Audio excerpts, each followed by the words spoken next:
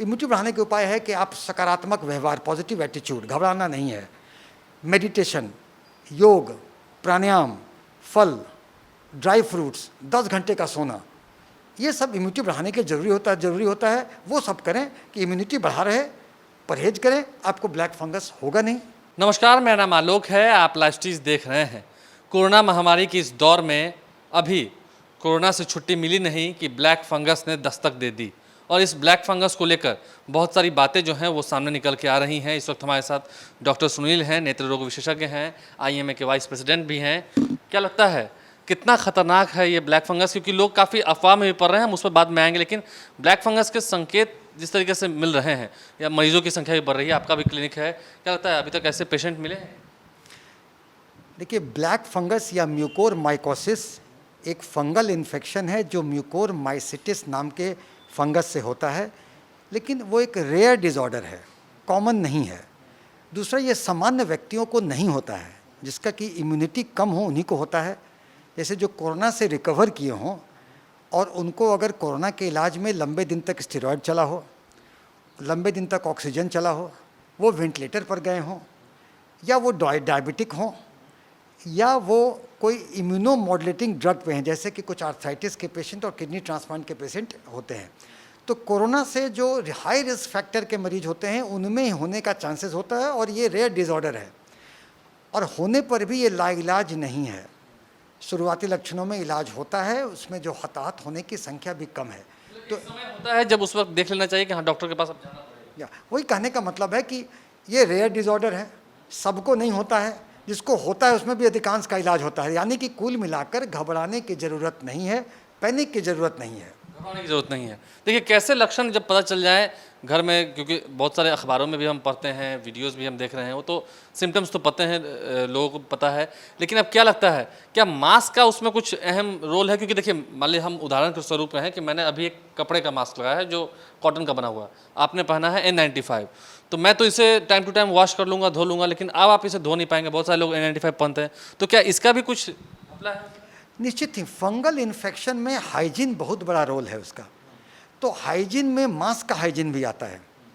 जैसे कि कोई अगर कोविड हुआ, वो अगर ऑक्सीजन पे है, तो वो जो पाइप लगा रहता है, तो पाइप को समय समय पर बदलना ये ज़रूरी होता है, क्योंकि पाइप का हाइजीन भी बहुत इंपॉर्टेंट है। उसी तरह अस्पतालों की जो लापरवाही होती है वो भी सरकार नहीं, अस्पताल की हो चाहे घर की हो, ऑक्सीजन तो लोगों को, मरीजों को घर में भी चला है, अस्पताल में भी चला है, लेकिन ऑक्सीजन जो नेज़ल कैनुला से है और नाक का ऑक्सीजन के पाइप को समय समय पर बदलाव नहीं होने पर उसके हाइजीन से भी कोरोना का उसमें म्यूकोर माइकोसिस हुआ है। और मास्क का हाइजीन भी इस बातें आ रही हैं। तो हाइजीन तो बहुत महत्वपूर्ण चीज़ है, वो शरीर का हाइजीन हो, मास्क का हाइजीन हो, वो नेज़ल कैनुला के पाइप का हाइजीन हो, तो हाइजीन एक इम्पॉर्टेंट है। मास्क अगर आप सर्जिकल मास्क लगाते हो, N95 मास्क लगाते हो, तो समय समय पर इसका भी बदलाव ज़रूरी है। समय से मतलब कितने दिन? देखिए, आप कितना यूज़ करते हैं इस पर डिपेंड करता है। नॉर्मली एक व्यक्ति है जो कभी कभार सब्जी लेने निकल रहा है, क्योंकि अभी तो लॉकडाउन लगा हुआ है बिहार में, अब तो अवधि भी बढ़ा दी गई है, तो क्या लगता है कितने दिन? 10 दिन, 15 दिन? देखिए, एक तो हेल्थ केयर वर्कर जो हैं, जो कि सामान्य मरीजों को देख रहे हैं, वो लंबे देर तक लगाते हैं N95 मास्क, उनको तो एक यूज़ के बाद फेंक देना है।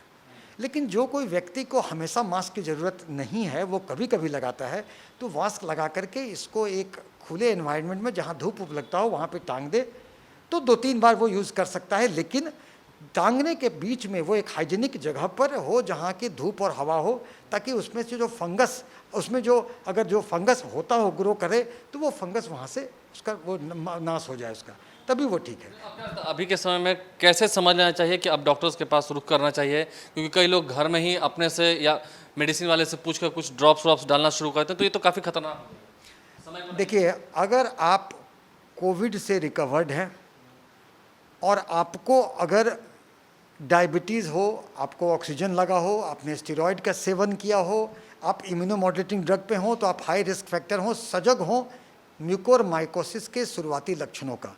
तो लक्षण में जैसे मैं आँख का हूँ, तो ये म्यूकोर माइकोसिस एक मल्टी सिस्टम डिसऑर्डर है, जिसमें कि ENT, आई, स्किन, डेंटल, फिजिशियन सारे का रोल है, न्यूरोफिजिशियन सबका रोल है।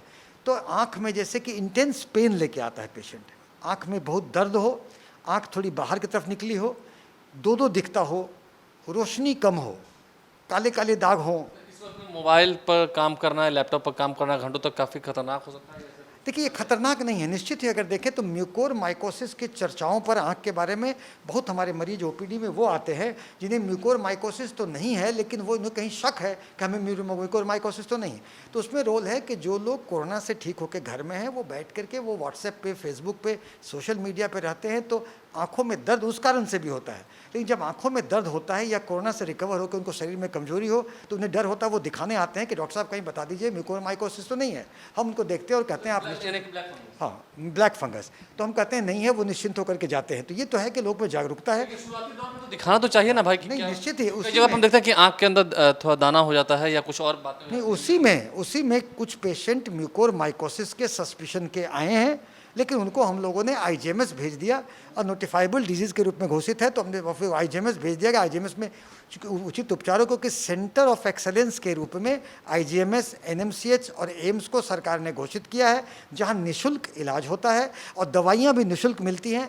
एम्फोटेरेसिन बी ऐसी दवाइयां अस्पतालों में दी जा रही हैं। प्राइवेट हॉस्पिटल समय अस्पताल पहुंचा जाए तो दिक्कत नहीं। ससमय अस्पताल पहुंचा जाए तो आप मेडिकल मैनेजमेंट से ठीक हो सकते हैं, यानी कि आपको पानी चढ़ा दिया जाए, हाइड्रेशन, आपको एम्फोटेरेसिन बी का इंजेक्शन लगे, पोस्कानोजोल टैबलेट हो, तो आप मेडिकल मैनेजमेंट से ठीक हो सकते हैं। लेकिन घर पर इलाज तो नहीं करना। नहीं, घर पर इलाज तो डॉक्टर को देख रेख में ही इलाज होना है ना, और उसमें आप करना है। इसके बाद अगर ज़्यादा बढ़ने पर सर्जिकली ट्रीट होता है। सर्जिकली में तालू निकालने का, आँख के अगर डिब्राइडमेंट का, तो कभी कभी आँखें भी निकालनी पड़ती हैं, लेकिन अगर वो ब्रेन चला गया ब्रेन में तो मोर्टेलिटी बढ़ जाती है। इसीलिए इस बात को देखना होता है कि बहुत इग्नोर हम ब्लैक फंगस को न करें। बहुत इग्नोर करने पर यह हताहत भी कर सकता है। हालांकि बचाव हेतु, रोकथाम हेतु क्या करना पड़ता है? देखिए ब्लैक फंगस एक बड़ी समस्या है, हम मानते हैं।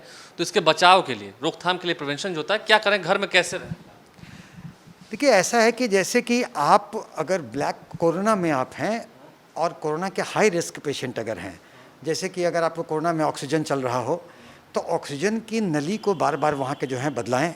अगर डायबिटिक हैं तो ब्लड शुगर कंट्रोल रखें, और अगर आप वहाँ पर हैं कि आपको स्टेरॉयड चलनी हो तो चिकित्सक के अनुश्रवण में स्टेरॉयड लें, जुडिशियस यूज़ ऑफ स्टेरॉयड करें, अपने मन से दवा नहीं न स्टेरॉयड नहीं लें। और इसके अलावा आप जो घर में आ गए कोरोना से ठीक होके आ गए और आप डायबिटिक हैं, आपको रिस्क फैक्टर है, स्टेरॉयड चला हो, तो आप कुछ बातों को देखें। कोरोना के स्पोर्स जो म्यूकोर माइकोसिस फंगस के जो ब्लैक फंगस के स्पोर्स हैं वो नाक के माध्यम से जाते हैं, तो वो स्पोर्स जो डस्टी एटमॉस्फेयर में होता है, तो अगर आपको है तो आप वहाँ से ठीक होकर आए हैं कोरोना से, तो आप डस्टी एटमॉस्फेयर में ना जाएं, गार्डनिंग का शौक नहीं रखें, और जाना हो तो मास्क लगाए रहें ताकि फंगस नाक के स्पोर्स फंगस के स्पोर्स नाक से ना जाएं। और अगर आप जैसे आप जाते हैं और आप काम करना हो खाद गोबर में, तो आप ग्लव्स लगाए रहें, भरबार रखें, इससे आपको वहाँ से बचाव होगा। लेकिन इम्यूनिटी कम, गंदगी से परहेज। हाँ इम्यूनिटी जैसे कम हो, इम्यूनिटी बढ़ाने के उपाय करें। इम्यूनिटी बढ़ाने के उपाय है कि आप सकारात्मक व्यवहार, पॉजिटिव एटीट्यूड, घबराना नहीं है, मेडिटेशन, योग, प्राणायाम, फल, ड्राई फ्रूट्स, 10 घंटे का सोना, ये सब इम्यूनिटी बढ़ाने के जरूरी होता है। वो सब करें कि इम्यूनिटी बढ़ा रहे, परहेज करें, आपको ब्लैक फंगस होगा नहीं। लापरवाही भारी पड़ सकती है। लापरवाही भारी पड़ सकती है, इसलिए ब्लैक फंगस के अगर आपको रिस्क फैक्टर आपको होने के हैं तो आप इन सब सावधानियां को करें। ज़्यादा चांसेस है आपको ब्लैक फंगस होगा ही नहीं। तमाम बातों को लेकर हम डॉक्टर सुनील से मिले थे, उन्होंने सब चीज़ के बारे में विस्तार से बताया है। उम्मीद है आप अपना ख्याल रखेंगे, और अगर ऐसे लक्षण आपको दिखते हैं तो डॉक्टर से ज़रूर मिलेंगे, क्योंकि बिहार में इसका इलाज हो रहा है। अगर समय आप अस्पताल पहुँचे तो आप ठीक हो सकते हैं, क्योंकि आप देख रहे हैं कई लोगों की मौत भी हो रही है इस ब्लैक फंगस की चपेट में आने के बाद। बहरहाल आप सुरक्षित रहें, मास्क लगाएं, लॉकडाउन के नियमों का पालन करें, हमारे चैनल को सब्सक्राइब कर लें, साथ साथ फेसबुक पेज भी लाइक करें, ताकि हर खबर हम आप तक सबसे पहले लाकर आपको अवगत कराते रहें। ट्विटर हैंडल पर भी लाइव स्ट्रीम को फॉलो करें। धन्यवाद।